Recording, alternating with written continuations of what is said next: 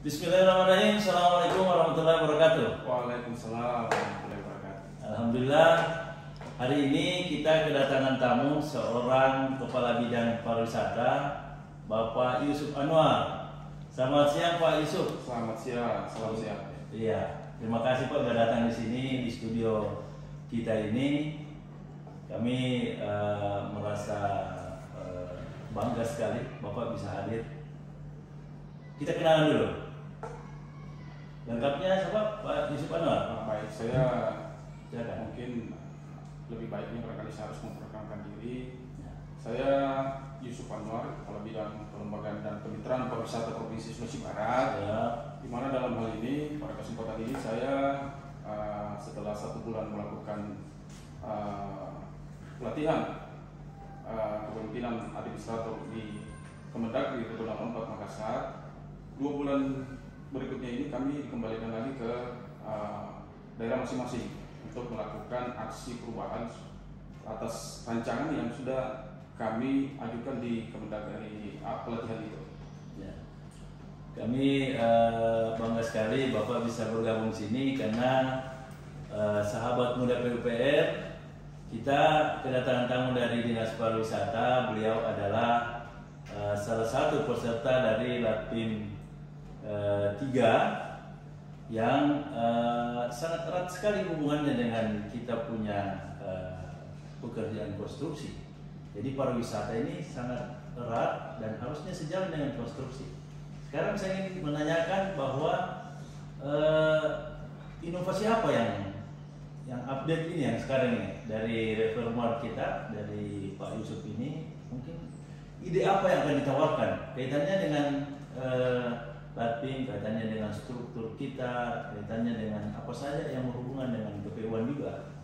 Baik, setelah melihat perkembangan pariwisata yang ada di Sulawesi Barat ini, namun sebelum saya menjelaskan lebih jauh lagi, saya harus menyampaikan bahwa di dalam pariwisata sendiri itu ada 3 unsur.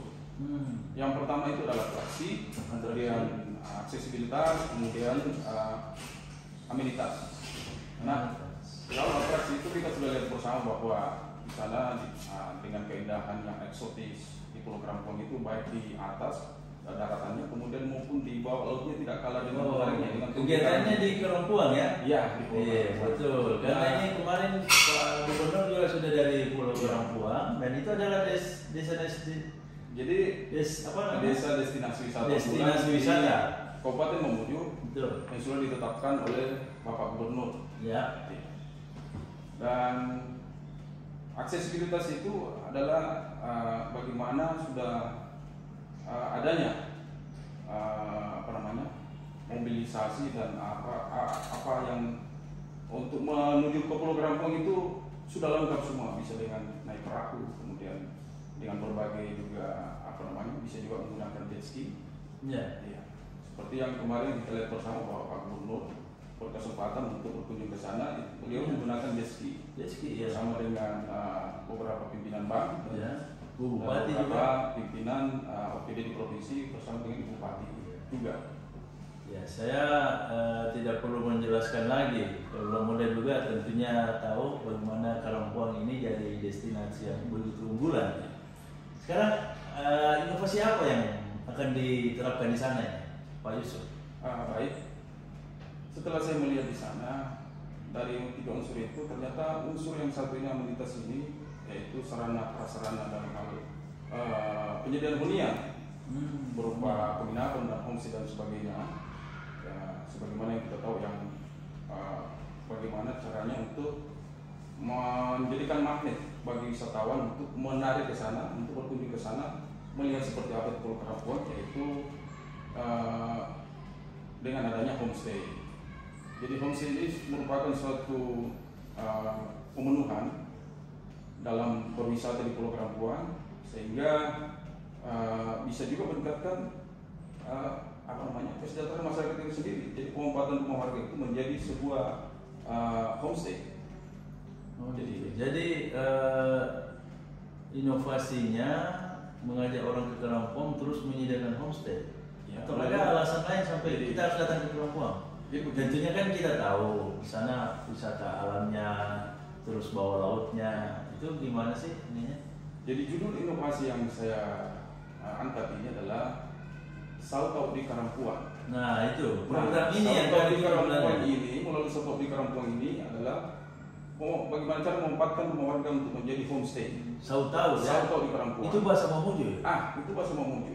Oh, artinya apa itu? Maknanya di sini bahasa Mamuju ini Sauto di Karangpuang yang berarti adalah mengajak ke Pulau Karangpuang, ke Pulau Karangpuang. Bahwa di sana ada apa sebenarnya di Pulau Karangpuang itu? Ya. Di kalau berarti orang-orang di luar sana bahkan apa namanya tentu menanyakan seperti apa itu Pulau Karangpuang. Ya. Ada apa aja sih di sana? Dengan ajakan seperti ini makna daripada bahasa Mamuju Sauto di Karangpuang berarti ayo ke sana. Ayo ke sana, ke Karangpuang. Ayo ke Karangpuang.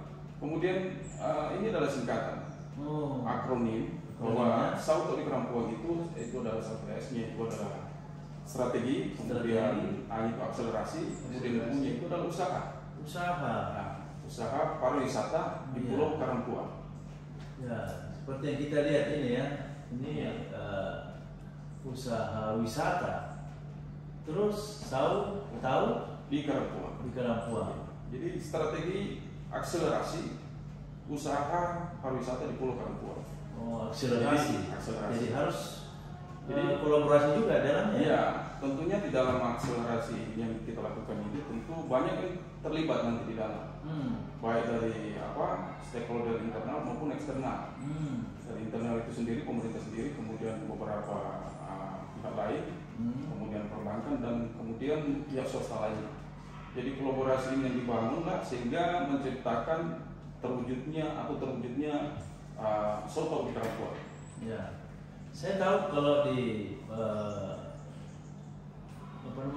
tim itu atau kepemimpinan itu ada milestone ya untuk mungkin jangka pendek, jangka panjang itu gimana? Ya, tentu menarik sekali. Ini jadi jangka pendeknya ini adalah terwujudnya dan terselenggaranya Sauto di Karangpuang, di mana penempatan rumah warga itu kita mengadakan dengan cara merubah mindset daripada masyarakat setempat di situ untuk menjadikan rumahnya berubah menjadi homestay. Ya, dan itu akan jangka pendeknya ini adalah mungkin hanya 3 rumah dulu. Itu di pulau. Oh, ada tahapannya ya. Jadi untuk jangka pendeknya mungkin seperti itu dulu, tapi akan berpengaruh nanti di jangka menengah dan jangka panjang. Terus untuk menuju jangka panjangnya tentunya ada yang terlibat. Ya, apakah kepala desa atau mungkin BUMDes atau pariwisata kabupaten provinsi itu apa aja sih? Nah, di jangka pendek maupun di jangka menengah dan jangka panjang ini semua terlibat. Makanya saya bilang kolaborasi yang kita butuhkan di sini tentu adalah di situ ada masyarakat, kemudian ada pemerintah. Pemerintah itu bisa saja desa, kemudian kepala dinas pariwisata setempat, Kabupaten Mamuju maupun provinsi, kemudian camat Mamuju dan semua stakeholder di situ. Keterlibatan masyarakat juga. Keterlibatan masyarakat itu justru kita lebih kepada masyarakat, karena sesungguhnya kami hanya sebagai pemerintah itu hanya fasilitasi saja. Fasilitator ya? Iya, fasilitator. Menempatkan masyarakat sebagai subjek, tidak objek lagi. Iya. Ini yang menarik sebenarnya, bahwa peningkatan kapasitas itu dimulai dari masyarakat Karangpuang itu sendiri. Terus ini sudah melayar, tentu ada kendala-kendala mungkin. Kalau dia sudah jalan, pasti ada kendala-kendala yang dilalui. Tentu ada kendala yang kami hadapi di sana. Bahwa pertama adalah itu sumber daya manusia. Ya, SDM-nya itu ya makanya harus diajarkan. Dari itu sebelum kami memulai itu kami memberikan edukasi, kemudian pemahaman tentang pariwisata, baik daripada bagaimana untuk menerima persiapan kunjungan wisata yang akan datang itu tentu dibekali dengan pengetahuan kepada masyarakat yang akan menjalankan wisatanya, tugasnya masing-masing. Ada tugas. Iya. Jadi di dalam tim itu, tim yang kami bentuk itu semua ada tugas dan fungsinya masing-masing. Itu kita berikan. Apa feedbacknya untuk masyarakat langsung ini? Nah, feedbacknya masyarakat langsung tentu bisa dirasakan langsung. Karena kenapa selama ini kita lihat di Karangpuang ini belum adanya pemenuhan pemenuhan yang layak, yaitu atau saya bisa katakan begini, feedbacknya itu adalah bagaimana merangsang masyarakat ini untuk bisa berubah mindsetnya, Ya. dan itu akan menjadi pendapatan bagi yang berbeda ekonomi bagi masyarakat itu sendiri. Ya. Karena kan kita tahu bahwa kalau penelitian atau mungkin kegiatan-kegiatan konstruksi itu sudah banyak juga di Pulau Karangpuang. Ada yang peduli anak, ada yang peduli ibu, ada yang peduli pendidikan, itu banyak juga. Bagaimana mengkolaborasikan ini sebenarnya itu yang agak penting. Apalagi sekarang ini kan sudah IKN sudah di depan mata ini. Ya. Ya, gimana tantangannya ini? Jadi sangat menarik sekali nih Bang Firman. Ya. Jadi tentu kita harus siapkan dari sekarang untuk menjawab daripada kebutuhan daripada IKN itu sendiri. Ya. Nah, Mamuju dalam hal ini Ibu Kota Provinsi Sulawesi Barat sangat dekat dengan IKN. Tentunya kalau di dalam pariwisata pasti akan memilih pulau-pulau yang terdekat atau misalnya tujuan-tujuan yang terdekat di mana mereka bisa berwisata. Nah, salah satunya ada di Pulau Karangpuang ini, Kabupaten Mamuju ini. Jadi dari Ken bisa juga wisata ke sini ya? Bisa. Iya, karena kan kita punya alam bawah laut yang hebat. Ada kotes-kotes atau villa ya? Iya. Terus sudah berkolaborasi dengan siapa saja? Nah, kolaborasi inilah yang sementara kita jalankan, dan itu dukungannya langsung dari Pak Gubernur. Oh ya. Dimana Gubernur kita ini kita sangat bersyukur dengan datangnya beliau ya. Gubernur ini yang sudah banyak memberikan sumbangsi pemikiran yang sangat cepat ya, saya rasa akselerasinya juga sangat cepat dengan langsung ke lapangan begitu. Saya bisa sampaikan bahwa semenjak beliau di sini itu sudah 3 kali ke Pulau Karangpuang. Oh, sudah 3 kali? Iya, sudah 3 kali ke Karangpuang. Nah, ada apa dengan beliau di sana ya? Pasti ada tujuan yang sangat besar di sana. Ada yang menantang di sana untuk kita bisa wujudkan, untuk Pak Gubernur bisa wujudkan itu. Jadi program Pak Gubernur dengan program dari reformer ini bisa connect ya? Connect-nya di mana nih? Sejalan sekali. Iya, saya dengar kita juga tahu lah karena dari Dinas PU juga konsen dengan Pulau Karangpuang ini, teman-teman di Balai dari Cipta Karya, BWS juga perhatian. Terus di sana kan ada kebebasan lahan 10 hektar. Iya. Ketemunya di mana nih? Itu rencananya. Jadi mungkin barangkali untuk lebih jelasnya itu Perkim juga hadir pada saat itu. Ya, Perkim ya.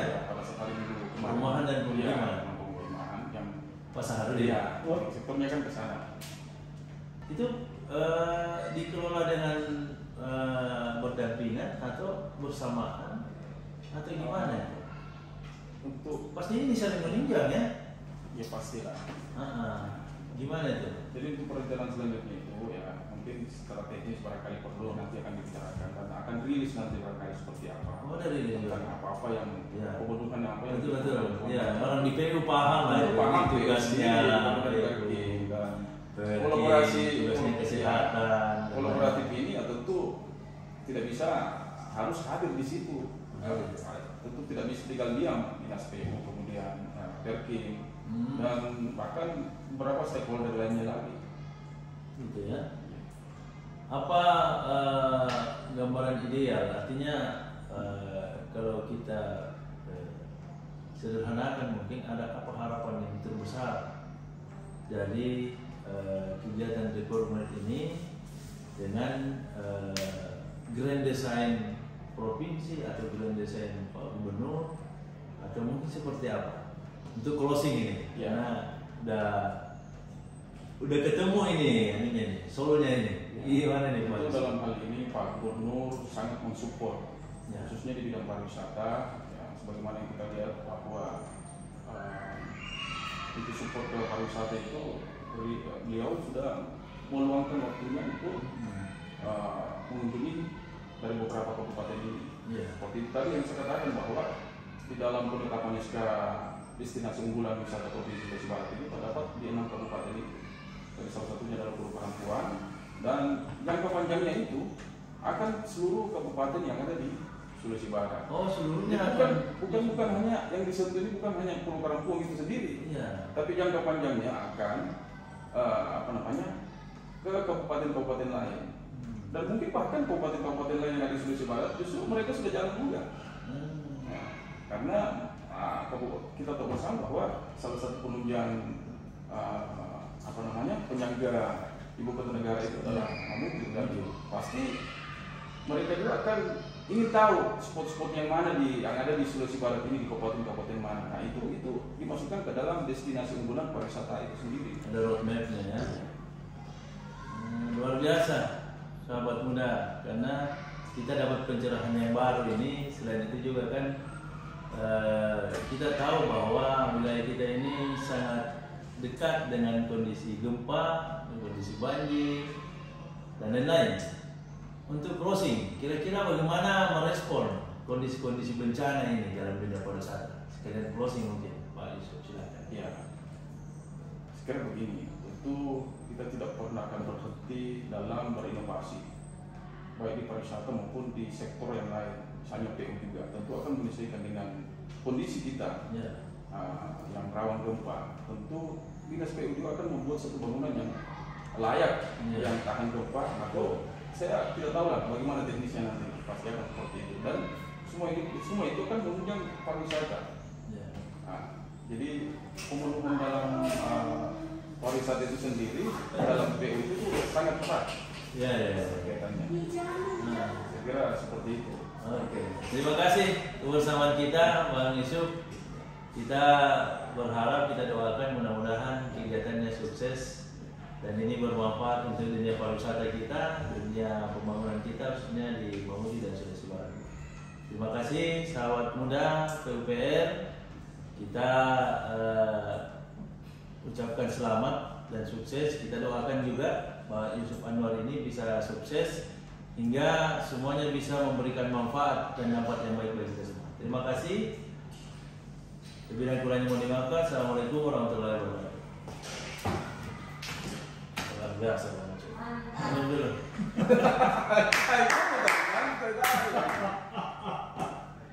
Yang dilihat dulu.